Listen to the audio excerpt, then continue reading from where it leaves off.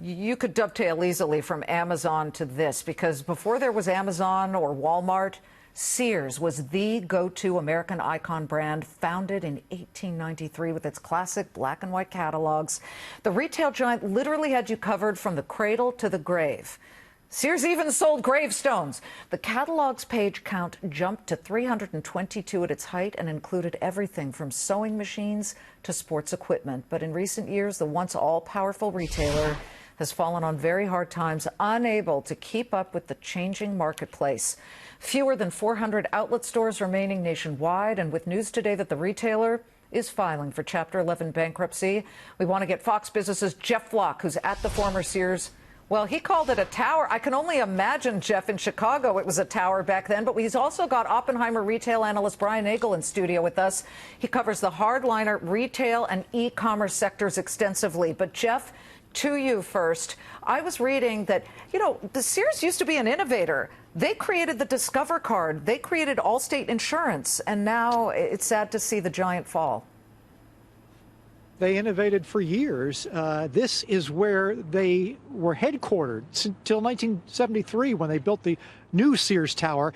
Picture a distribution center that went not just here in the tower. You see the discolored brick there? That actually is a building that was torn down that took up this entire block. It's where the catalog was printed. It's where all of the merchandise was distributed from. And I tell you, Eddie Lampert thought there was value here.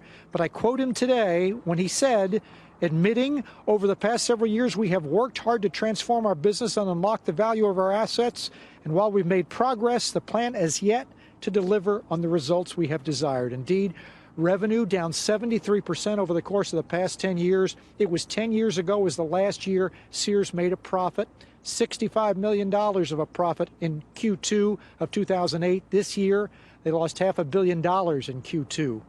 Not pretty, Liz. No, and nor is the stock, which is now 32 cents right now. I think earlier it was 31 cents.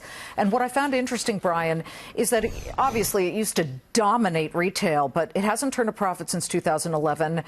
The market cap today, $32 million, and Eddie Lampert bought it for $11 billion. That's a disaster. But let's look forward here. Which retailers are moving to fill the void, to backfill this space that Sears perhaps leaves? Well, look, there's a lot of retailers out there that are set to do this. And I tend to think mostly it's in the home improvement space, Home Depot and Lowe's, picking up appliance share. In the auto parts space, companies like AutoZone and O'Reilly, some of the business that Sears leaving behind there, and then many others too. Best Buy, potentially consumer electronics. But what I would say, as we all look at Sears today in the commentary, this is a long time in coming. This is a chain that I've followed retail now for 20-something years, and we've all been talking about the struggles at Sears for a very long time. Mm-hmm. It's frankly surprising to me that it's taken this long. Do you blame Amazon? It's so easy to blame Amazon. And I remember when Eddie Lampert blamed the media. Jeff, you were there at a shareholder meeting where he said some very negative things about the media and blamed us, the collective business news media.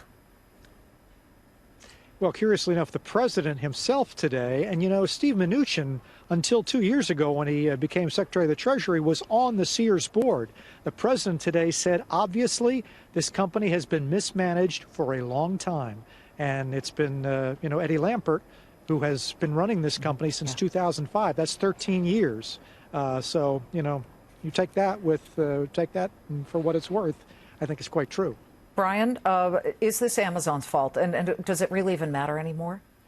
Amazon's a piece of it. I think, in a certain way, Amazon may have been the nail in the coffin for Sears. But, look, Sears has struggled for a long time. And if you're looking back, and I think, if there's any lesson, so to say, for the retailers that are still out there, is one thing that really doomed, in my mind, Sears was just a massive lack of investment in their stores. And what you're seeing today, and which really encourages me with retail, is a lot of these really high-quality traditional companies have started to invest significantly back in their company and their stores to compete better with Amazon. So, yes, Amazon was a factor. There's a lot of factors, and that may have been the last one for it. You worried about September retail sales? They came in and they missed. They came in a gain of 0.1%, Brian. The expectation was 0.6%. There's that issue. Is the customer slowing down? What are you seeing?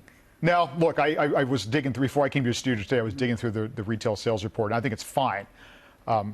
look at the key I think with the retail sales report to understand retail sales is that the month of September can be choppy. It's when the weather starts to turn.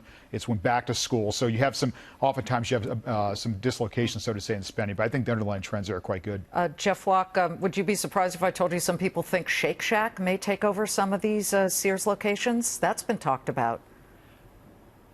Well, that's been the value. Talking about unlocking the value, some people think Lampert has unlocked a lot of the value by selling a lot of the real estate to himself and to the company that he controls. Mm-hmm. And there's more real estate out there that has value still to this day. And yeah, Shake Shack is as good as the next guy.